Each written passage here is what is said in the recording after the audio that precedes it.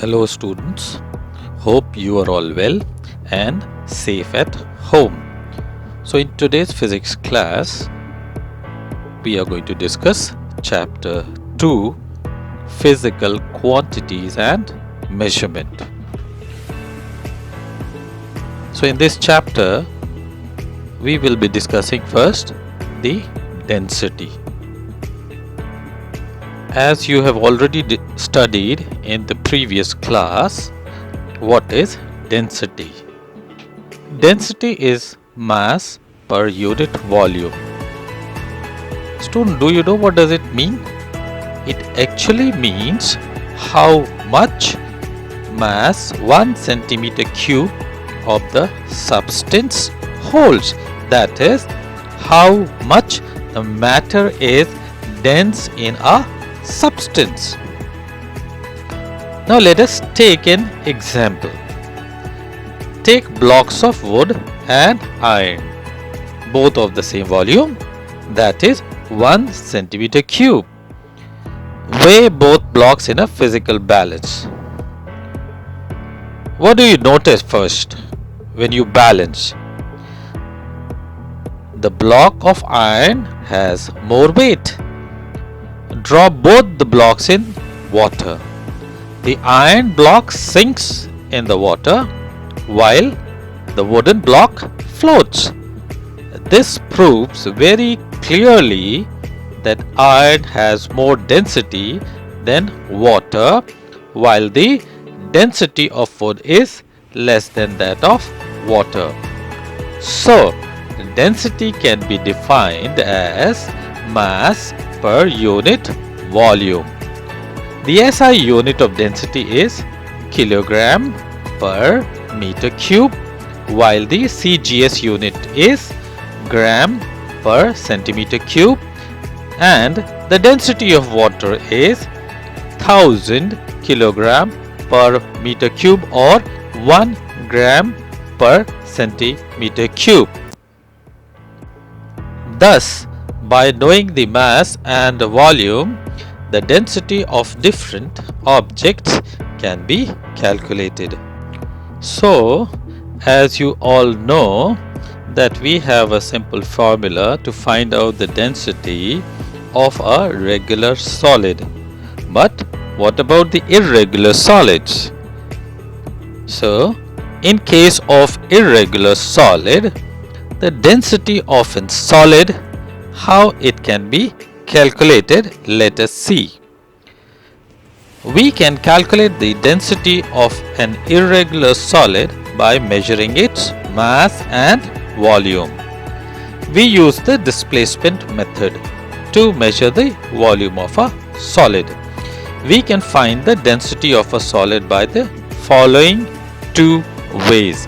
The first one is using a Eureka can, and the second is using a measuring cylinder. So let us discuss the first method, using a Eureka can. So density of an irregular solid using a Eureka can. So first of all, before we begin the experiment, let us understand what is a Eureka can. A Eureka can, as you can see in the picture, is a can with a spout near the top, named after the great scientist and philosopher Archimedes. Now let us see how to calculate the density of irregular solid by Eureka can.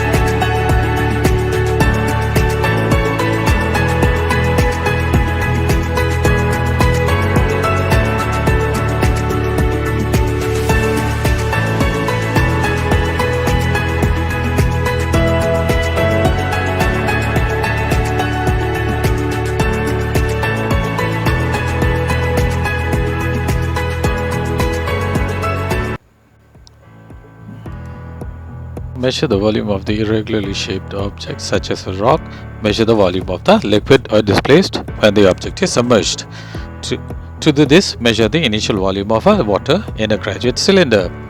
Submerge the irregular object and measure the final volume of the water. The difference between the initial volume and the final volume is the volume of the object. In this example, the initial volume is 50 milliliter. Dropping the rock in graduate cylinder causes the water level to rise. The final volume is 81.2 milliliter. To find the volume of displaced, subtract the initial volume from the final volume. Doing so, you will get 31.2 milliliter. So the volume of the irregular rock is 31.2 milliliter. Typically, the reason to measure the volume of irregular solid is to determine the density of the solid. Density is the mass of substance per unit of volume. The formula for the density is mass divided by volume.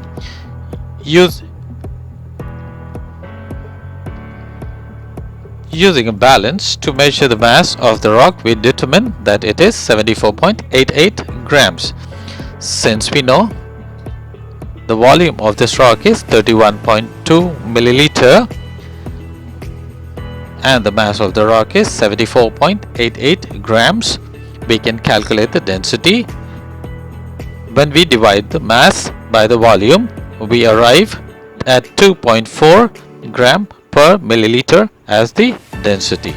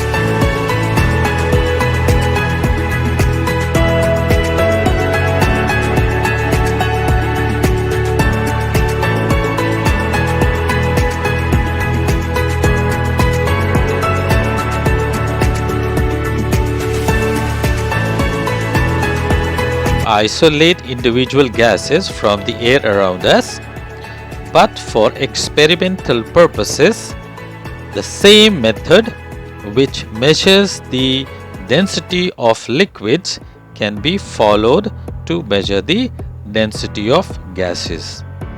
Take a flask whose volume is known. Let it be V centimeter cube, that is the volume of that flask.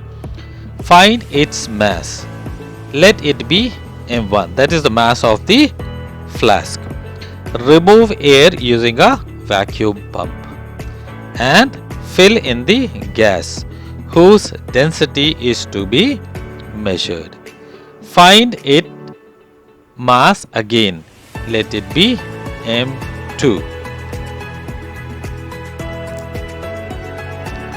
Now, to determine the density by using the formula, density equals to mass m upon volume V, which is equals to m2 minus m1 upon V. Now, consider the density of some common solids, liquids and gases, which is given on your screen in a table form. Now let us understand the concept of sinking and floating. An object floats in a liquid when the weight of the object balances the upward push of the liquid, or if the object is less dense than the liquid it is immersed in. An object sinks in a liquid when the weight of the object is more than the upward push of water, or if the object is more dense than the liquid it is immersed in. For an example, an iron block sinks in water. On the other hand, when a wooden block is immersed in water, it will float on the surface with half of its volume in water and half above water. This is because the upward push of water is greater than the weight of wood, as shown in figure on your screen. Now let us consider the density of iron, which is 7.8 gram per centimeter cube, and the density of wood, which is 0.5 gram per centimeter, and density of water is 1 gram per centimeter cube. Hence, wood float in water with half its volume immersed in water, and the iron block sinks in water.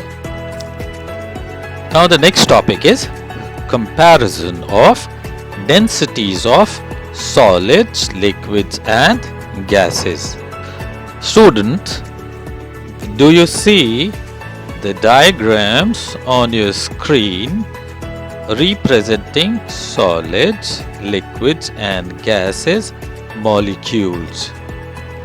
So you can get an idea of the density of different states of matter through this diagram. Density is a measure of how much mass is contained in a given amount of space or volume, that is, we have already discussed. So the number of particles per unit volume of a substance is the maximum in solids. Hence, solids have more density than liquids and gases. Solids have a definite shape and size, as the particles are very closely packed with no space in between them. Hence, the density of solid is the maximum. Particles in a liquid have more space, as you can see in the diagram, between them, and there are fewer particles per unit volume. So the density of liquid is less than that of solids. Comparatively, gases have the least density because the space between the particles is the maximum. Their kinetic energy is more than that of liquids. Hence, gases do not have a definite shape and volume. So, student, hope you have understood whatever we have studied in this session. Thank you very much.